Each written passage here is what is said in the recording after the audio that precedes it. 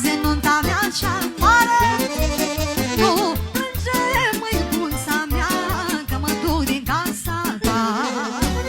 Îmbrăcată sunt mireasă din casa părintească. Măicuță trec alt obrac cu Marian al meu cel drag.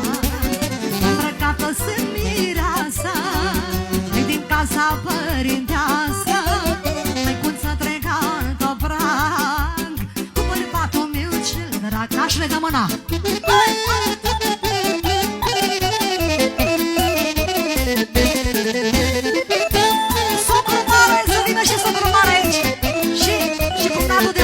Toate domnișoarele, sora Miresi, fratele lui Generica, aici e mijloc. Poftiți, hai! Hai cu toate, bravo! Mama plânge lângă mine, să plâng și mie îmi vine, că fetița e iubită, astăzi pleacă să mărită. Mama plânge lângă mine, să plâng și mie.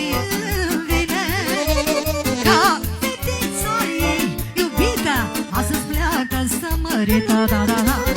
Îmbrăcată sunt mireasă din casa părintească.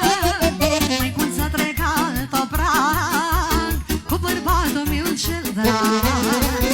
Îmbrăcată sunt mireasă din casa părintească. Măicuță trec alt obrac cu bărbatul meu cel drag. Hai să vă aud gățelie!